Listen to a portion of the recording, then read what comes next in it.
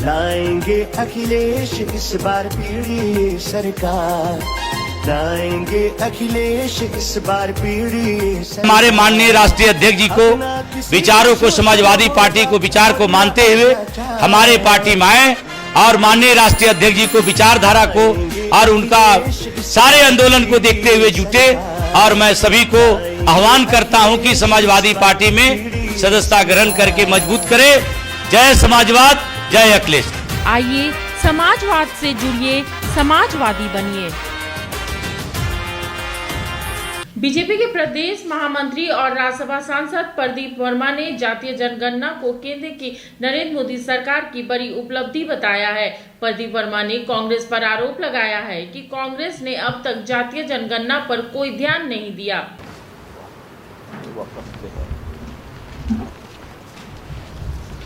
जनगणना में जातियों की गणना हुई थी तब देश पराधीन था। 41 में अंग्रेजी शासन ने जातियों की गणना नहीं करवाई, लेकिन देश की आज़ादी 1947 में प्राप्त होने के बाद जब कांग्रेस की देश में सरकार थी तो कांग्रेस को ये जनगणना प्रारंभ करनी चाहिए थी, लेकिन कांग्रेस ने किया नहीं।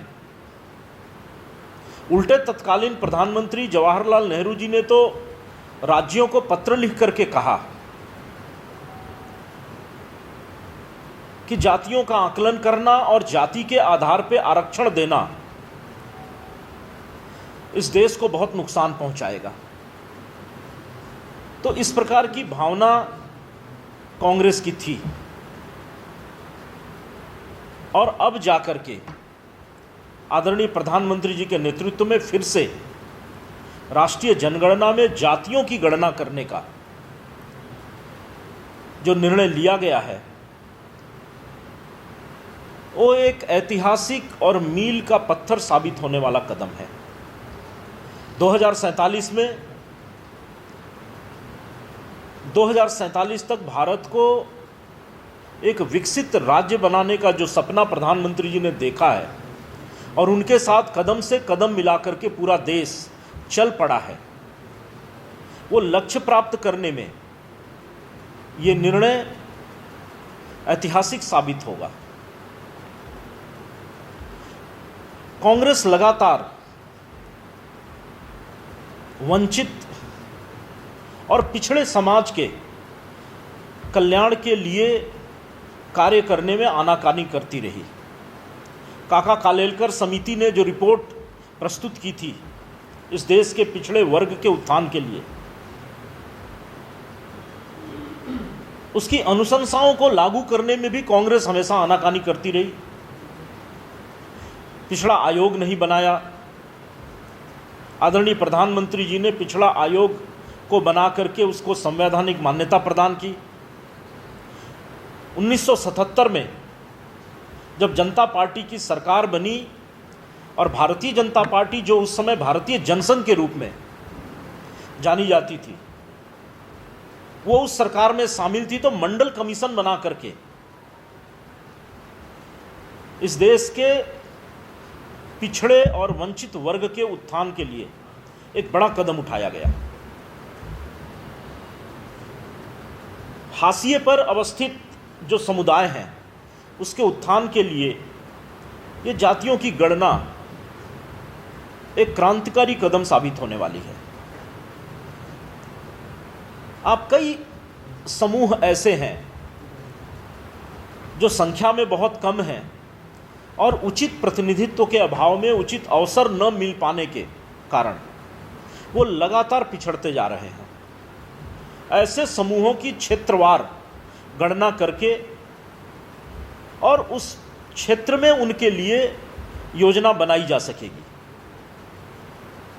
उनके लिए उचित जनप्रतिनिधित्व करने का अवसर प्राप्त हो, उनको लक्षित करके नीतियां एवं योजनाएं बनाई जा सकें।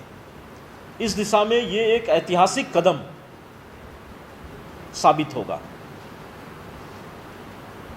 2004 से लेकर 2014 तक मनमोहन सिंह की सरकार थी।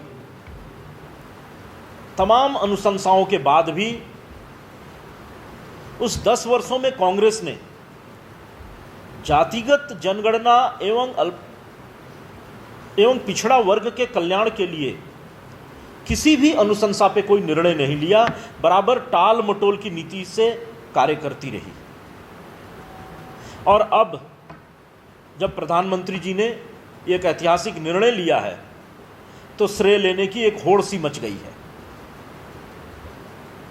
मैं कांग्रेस पार्टी से पूछना चाहता हूं, जब आपके पास अवसर था तब आपने ऐसा क्यों नहीं किया?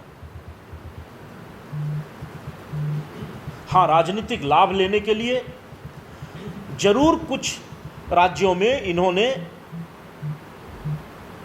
चोरी छुपे ये जातिगत जनगणनाएं करवाई, लेकिन पारदर्शी तरीके से और पिछड़े वर्ग के कल्याण को ध्यान में रख करके कभी भी कांग्रेस ने न तो कोई नीति बनाई न तो कोई कार्यक्रम तय किया। अब राष्ट्रीय जनगणना में जातियों की गणना करके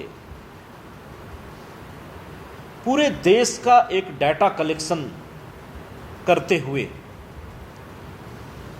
सभी वंचित समूहों के कल्याण की एक योजना बनाई जा सकेगी और बिना इसके हम देश को